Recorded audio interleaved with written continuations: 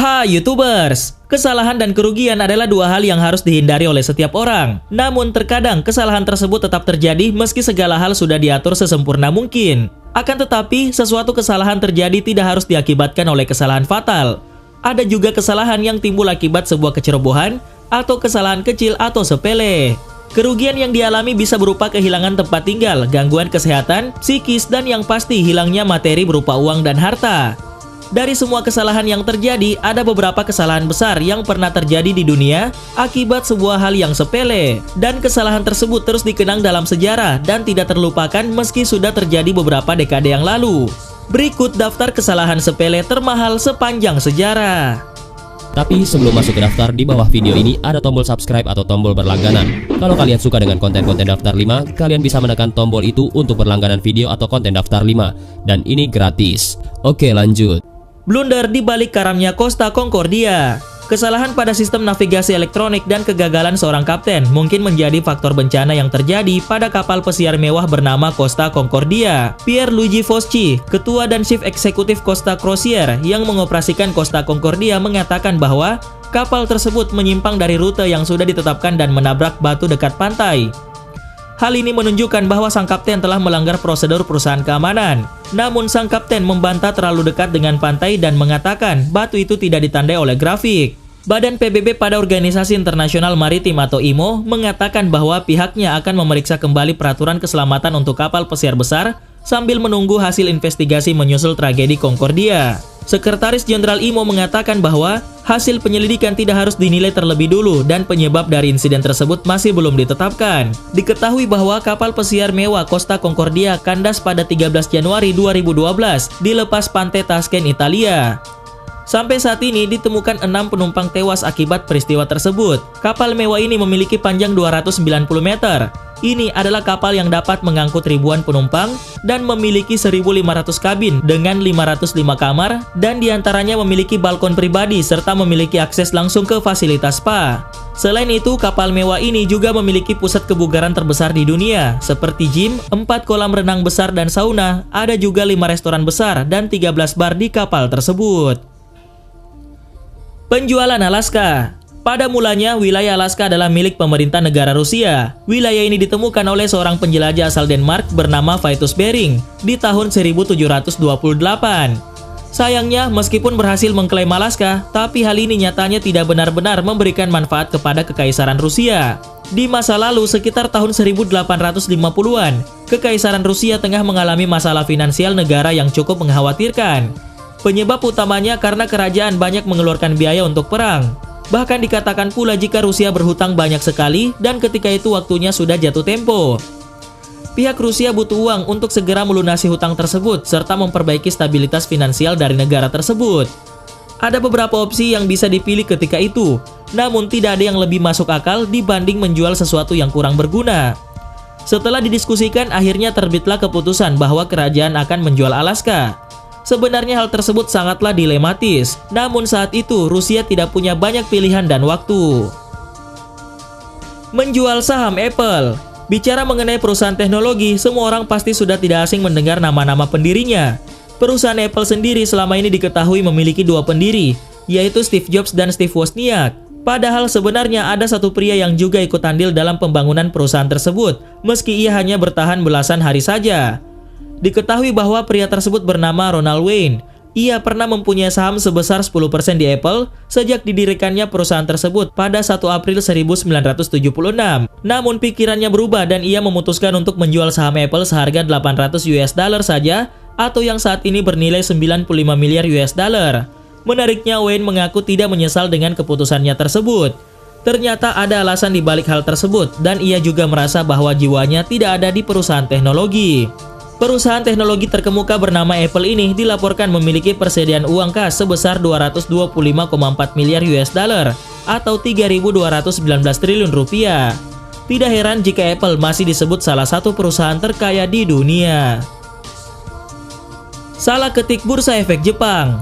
Pada tahun 2005, seorang pialang di Mizuho Securities harus menanggung kerugian sebesar 225 juta US dollar atau kurang lebih 2,2 triliun rupiah. Hal ini disebabkan karena pialang tersebut salah memasukkan order, yakni 1 lembar saham J-Com senilai 610.000 yen, namun ia justru menginput 610.000 lembar saham J-Com seharga 1 yen. Kesalahan penjualan saham yang luar biasa besar tersebut jelas mendapatkan sorotan dari masyarakat di dunia, khususnya di Jepang sendiri. Perusahaan sekuritas tersebut baru menyadari hal tersebut, yaitu ketika 550.000 saham J-Com telah habis terjual. Perusahaan yang bersangkutan langsung melakukan buyback agar saham mereka aman. Kerugian sebesar 2,2 triliun rupiah yang harus ditanggung Mizuho Securities ternyata nyaris setara dengan laba bersih Mizuho selama setahun. Challenger meledak. Indahnya pemandangan luar angkasa hinggap di benak seorang perempuan bernama Krista McAuliffe saat guru bidang studi ilmu sosial itu memenangkan kompetisi untuk menaiki pesawat antariksa bernama Challenger. Sekitar pukul 11:38 waktu setempat, pesawat antariksa Challenger meluncur dari Cape Canaveral, Florida. Akan tetapi, semua impian buyar hanya dalam hitungan detik, dan pesawat yang mengangkut 7 orang tersebut meledak seketika. Sekira 73 detik setelah meluncur, ratusan orang tidak dapat mempercayai apa yang mereka lihat. Pesawat ulang-alik tersebut pecah di udara, diselimuti asap hitam pekat dan terbakar. Perasaan yang sama meliputi jutaan orang yang menyaksikan hal itu lewat siaran televisi, dan diketahui tidak ada yang selamat dalam bencana tersebut. Presiden Ronald Reagan langsung memerintahkan pembentukan komite khusus untuk menyelidiki apa yang salah dengan pesawat Challenger.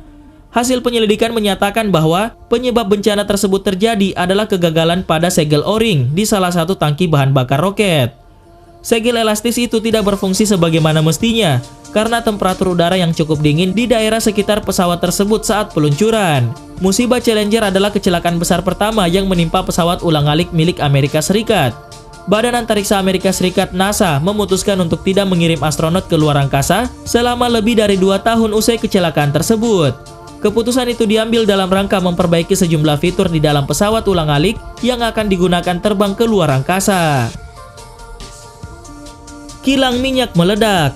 Pada April 2010, salah satu bencana lingkungan terbesar abad ini terjadi ketika rig pengeboran minyak lepas pantai Deepwater Horizon di Teluk Meksiko meledak. Akibat ledakan rig pengeboran minyak yang terletak 60 km dari pesisir Louisiana, Amerika Serikat ini, minyak mentah dalam jumlah besar mencemari perairan tersebut. Selain itu, ledakan ini juga mengakibatkan 11 orang pekerja tewas dan 17 lainnya terluka. Setelah 2 hari terbakar, Deepwater Horizon akhirnya tenggelam ke dalam lautan. Pada September 2010, perusahaan minyak tersebut merilis sebuah laporan yang menyebutkan bahwa penyebab ledakan tersebut adalah aliran gas yang masuk ke dalam pipa udara generator diesel. Sementara itu, pasukan penjaga pantai Amerika Serikat melaporkan adanya kebocoran minyak mentah dari Deepwater Horizon sebanyak 8.000 barel atau 1,3 juta liter sehari dan berlangsung selama 87 hari.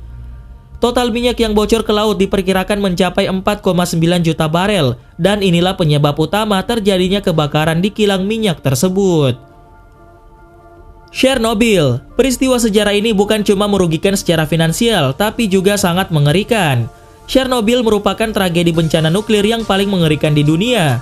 Peristiwa sejarah ini terjadi pada tahun 1986, tepatnya di negara Ukraina yang pada saat itu masih menjadi bagian dari Uni Soviet. Diketahui bahwa reaktor nuklir nomor 4 di PLTN Chernobyl meledak lantaran penggunaan material murahan yang tidak memenuhi standar. Akibat dari kejadian tersebut, ribuan orang tewas dan wilayah di sekitar PLTN tersebut dipenuhi oleh debu-debu yang mengandung partikel nuklir.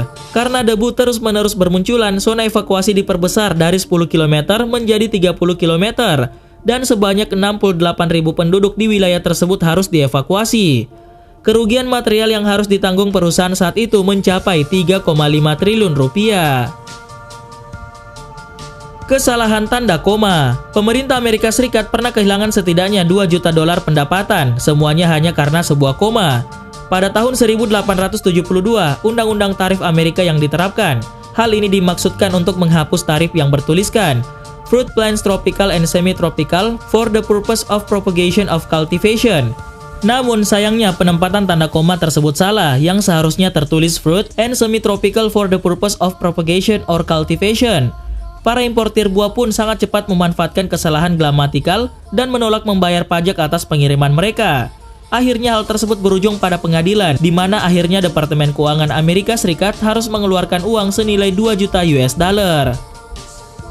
Kesalahan huruf S. Di Inggris, semua perusahaan diharuskan untuk mendaftar ke instansi pemerintah yang disebut Companies House.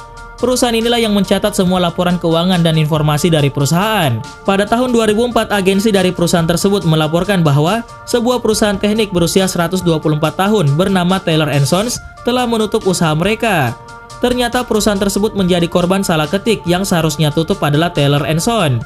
Perusahaan Taylor & Sons pun menjadi bangkrut karena hal tersebut, karena konsumen mengira mereka telah tutup.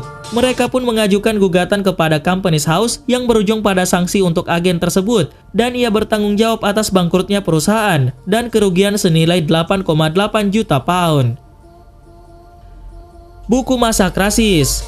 Sepiring tagliatelle atau pasta yang bentuknya mirip kue tiaw dengan sarden dan ham kecil yang diiris tipis biasanya cuma menyinggung para vegetarian. Tapi gara-gara typo yang konyol di The Pasta Bible, yaitu sebuah buku yang diterbitkan oleh penguin Australia pada tahun 2010, 7.000 eksemplar buku ditarik dari pasaran dan dihancurkan oleh penerbit. Pasalnya, buku ini menganjurkan untuk menambahkan resep di masakan dengan freshly ground black people alias orang kulit hitam yang baru digiling.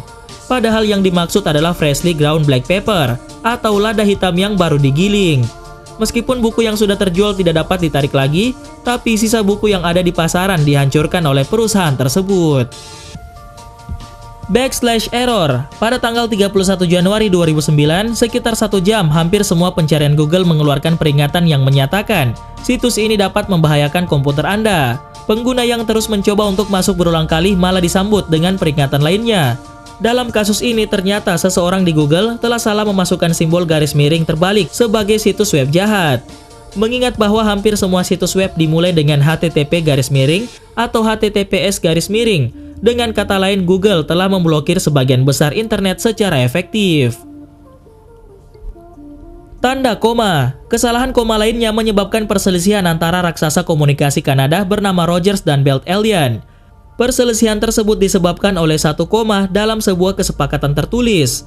Dalam pernyataan kesepakatan tersebut tertulis, perjanjian ini akan berlaku efektif sejak tanggal dibuat dan harus dilanjutkan untuk jangka waktu 5 tahun sejak tanggal dibuat, dan selanjutnya berlaku untuk 5 tahun berturut-turut, kecuali dan sampai diakhiri dengan pemberitahuan 1 tahun sebelumnya secara tertulis oleh salah satu pihak.